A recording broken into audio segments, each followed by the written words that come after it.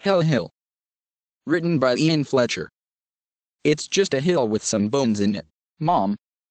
I remember the rest of the conversation from my childhood in West Wales as if it were yesterday. My mother started kneading the dough for the Saturday evening's apple pie more forcefully as she replied. Old Fern Hill is not just a hill, Danny, and they're not just bones. They say that tumulus on the top is 5,000 years old, and was a druid burial ground. Oh come on, Mom. Those legends about the tumulus and the druid's curse are old wives' tales, I said, not quite believing that statement myself, but it was a thing for a teenage boy to say to his parents at that time. Well, all I know is that in your great-grandmother's day some boys went camping there overnight and were never seen again. She almost sung those words with her lilting Welsh accent. Where's the proof? That's just hearsay passed down the generations. Whatever it is, I don't want you playing up there. I was 13 and was at a rebellious stage. The older generations and their superstitions could be discarded like my elementary school's short pants. Hence, that very afternoon found me with my classmates Rick and Ted, sitting at the base of the grass-covered tumulus on the top of Old Fern Hill. Not old enough to purchase alcohol, we had to content ourselves with bottles of Coca-Cola.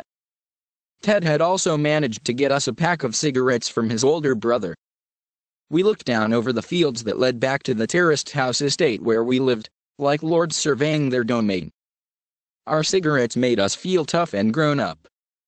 Well, I'm off to find a place to pee, I said. After an hour the Coca-Cola had gone to my bladder. Going the ferns at the bottom of the hill.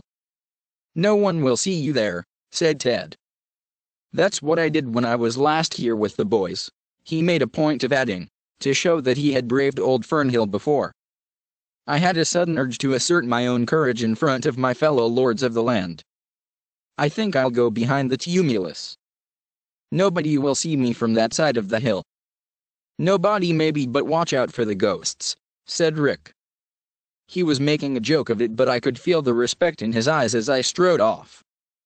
Local legends still meant something in those days. The other side of the tumulus was in shadow and looked over a couple of fields which ended at the periphery of the ancient woods. This landscape must have been similar thousands of years ago, I thought to myself. I imagined the old Fern Hill in prehistoric times emerging from the forest that would have then surrounded it like a green sea. My imagination conjured up druids walking up to the top to perform their ceremonies. And the tumulus itself? Who or what lay buried beneath? I'm just watering the turf like the falling rain, I muttered as I did my sacrilegious act. Suddenly I became a frightened boy again and rushed back. Got another ciggy, Ted? I asked, trying not to sound like I needed one. I struck a match and then without warning a wind swept across the hill from the woodside and blew it out. It was a chill wind quite out of character for the warm late August afternoon. For what seemed like a minute we shivered in our t-shirts as if in a trance, and then the warmth returned, but it was growing dusk. Surely it hadn't been this late in the afternoon? We were all too confused to work things out. Ted's response was instinctive and he spoke for all of us. What the hell was that? I'm out of here. We ran down the hill leaving our Coca-Cola bottles and cigarette ends to litter the hill. We didn't stop until we had reached the road leading into the estate. We parted with muted goodbyes, shaken yet safe. But then the world fell apart. First there was the explosion and immediately after it the column of flame shooting into the sky then vanishing. 2. There's no connection between the two events, Danny. You have to get that out of your head, my boy. Thus began my conversation with a Mr. Geraint Jones, the child psychiatrist assigned to the orphanages in West Wales, of which the main Gwyn Charity School was one. The one I had been in for 4 years. Well, 3.5 years in fact. Before entering its Victorian gates I had spent 6 months in a psychiatric ward in Cardiff unable to speak. I just know my family would still be alive today if I hadn't urinated on that tumulus, I said. Look, Danny. You've really settled down in the last couple of years, but I can't possibly sign the papers to allow you to receive a student loan until I'm quite sure you are mentally sound. I'm quite mentally sound, sir. That place is haunted. It's evil, and whatever lies within the tumulus was disturbed that afternoon and killed my family. That gas main on the street had been leaking for months. The investigation found, and when your mother lit the oven to bake the apple pie, the pipeline exploded. It was going to happen sooner or later. Well, how do you explain what happened to Ted and Rick? What do I need to explain? Ted died of the heroin overdose when he was 15, and Rick died last year after contracting leukemia soon after that terrible day. Those are unrelated coincidences too. Danny, I like you and I want to help you. You are a clever boy who has applied himself to his studies in the face of a tragedy. I know you want to help me, Mr. Jones. And I know you want to study history at Cardiff University, so as a historian surely you are interested in facts and real causes and effects, not superstitious interpretations of events. Mr. Jones' rationalism irritated me. My study of history had revealed that many events have not been explained, and that conventional history describes the mere surface of things. There are depths below. I had also taken time to learn Welsh as a subject at the orphanage so I could delve into the little researched local history of my area. I looked into the parish records, Mr. Jones. Did you know that Old Fernhill is a name the Welsh landowners used to attract English tenants in the area in the 17th century? No, but so what? They changed the Welsh Uffern to Old Fern, which sounds similar but is pastoral and homely. Uffern means hell in Welsh. So since time immemorial that hill had been known to the locals as Hell Hill. It's just part of the old tumulus superstition, that's all.